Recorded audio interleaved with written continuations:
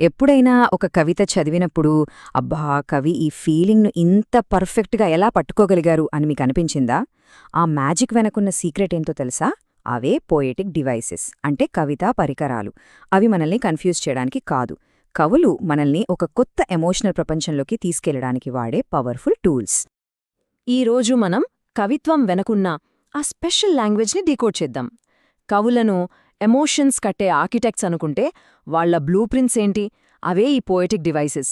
మామూలు మాటల్లో చెప్పలేని ఫీలింగ్స్ని కవిత్వం మనకు ఎలా చూపిస్తుందో ఆ ప్రయాణంలోకి కలిసి వెళ్దాం.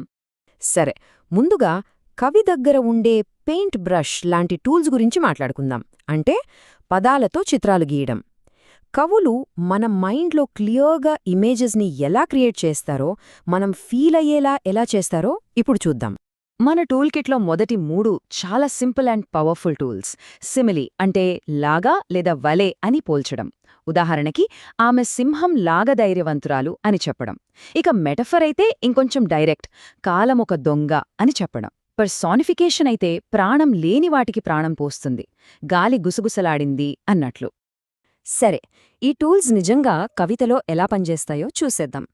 వన్స్ అపాన్ ఎ టైమ్ కవితలో ఐస్, బ్లాక్ కోల్డ్ ఐస్ అన్నప్పుడు ఆ చల్లదనం, ఆ ఎమోషన్ లేని చూపులు మనకే తగిలినట్టు అనిపిస్తుంది కదా. అలాగే పాము కోరలలాంటి నవ్వు అనగానే ఆ నవ్వు వెనకాల ఏదో ప్రమాదం దాగుందని మనకు వెంటనే అర్థమవుతుంది. చూసారా ఎంత ఎఫెక్టివ్గా ఉందో? ఇంకో పవర్ఫుల్ ఉదాహరణ అనదర్ వుమన్ కవితలో చూడొచ్చు. ముఖం భూమి రంగులో ఉంది అన్నప్పుడు ఆమె ఎంత నీరసంగా, డల్గా ఉందో మనం ఊహించుకోగలం. ఇక ఆకాశమంత బరువు తలపై మోస్తోంది అనే మెటఫర్ ఒక్కసారి ఊహించుకోండి, ఆ ఫీలింగ్ ఎంత భారంగా ఉంటుందో. ఆ బాధను కవి ఒక్క వాక్యంలో మన గుండెకు తగిలేలా చెప్పారు. ఇప్పటిదాకా మనం పోలికల గురించి చూశాం. ఇప్పుడు మనం లాజిక్ని పక్కన పెట్టి డైరెక్ట్గా మన సెన్సెస్ని టచ్ చేసే టూల్స్ గురించి తెలుసుకుందాం. ఇవి మన కళ్లకు, చెవులకు ట్రీట్ ఇస్తాయన్నమాట. ఇమేజరీ మనసులో చిత్రాలు గీస్తే అల్లిటరేషన్, ఒనోమాటోపోయా సౌండ్తో మ్యాజిక్ చేస్తాయి.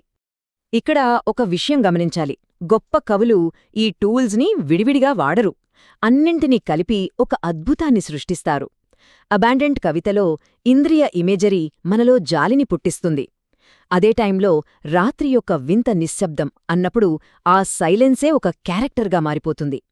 ఫైనల్గా విధి నుండి బహిష్కరించబడిన శిశువు అనడం ద్వారా ఆ చిన్నారి బాధను చాలా పెద్దదిగా చేసి చూపించారు. ఇదే కవిత్వం యొక్క అసలైన బలం. ఓకే, ఇప్పుడు రెండో విభాగానికి వెళదాం.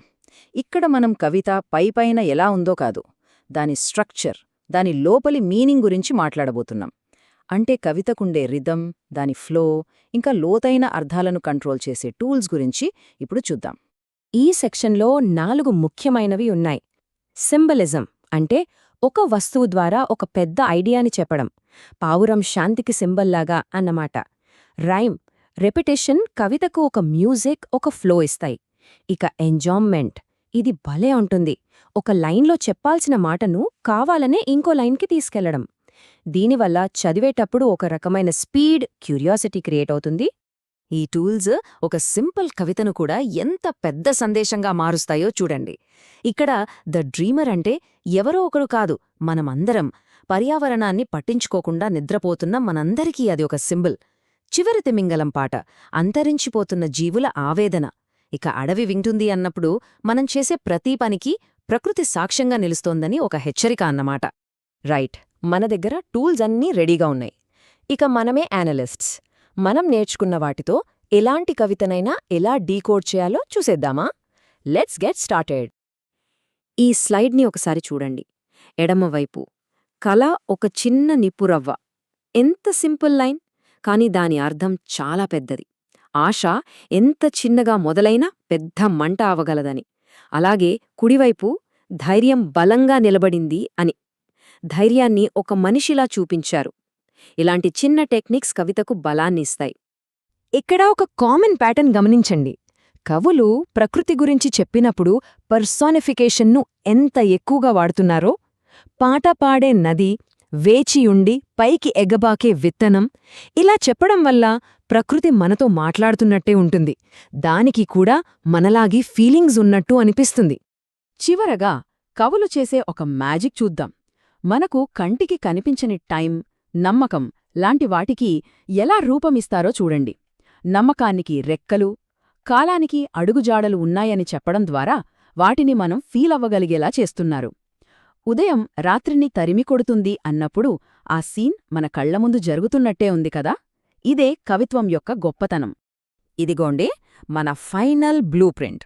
ఇప్పటిదాకా మనం నేర్చుకున్నవన్నీ ఒకే చోట సింపుల్ డెఫినిషన్స్తో ఉన్నాయి. పోలికలు చెప్పే సిమిలీ, మెటఫర్ నుండి సౌండ్తో ఆడుకునే అలిటరేషన్ వరకు అన్నీ ఇక్కడే. ఇది మీ రివిజన్కి చాలా హెల్ప్ అవుతుంది, ఒక క్విక్ రెఫరెన్స్ లాగా అన్నమాట. సో చూశారుగా, ఈ ఆర్కిటెక్ట్ టూల్ కిట్ ఇప్పుడు మీ దగ్గరుంది. ఇకపై మీరు కవితల్ని కేవలం చదవడం కాదు, వాటిని డీకోడ్ చేయగలరు. వాటిలో దాగి ఉన్న కొత్త ప్రపంచాల్ని మీరే కనుక్కోగలరు. సో మీరు కేవలం రీడర్స్ కాదు, ఇప్పుడు మీరు కూడా అనలిస్ట్సే. ఈ విశ్లేషణను మీ ముందుకు తెచ్చింది వినయధర్ రాజు. ఇది మీకు ఉపయోగపడిందనిపిస్తే మీ ఫ్రెండ్స్తో, స్టూడెంట్స్తో తప్పకుండా షేర్ చేసుకోండి. థాంక్యూ.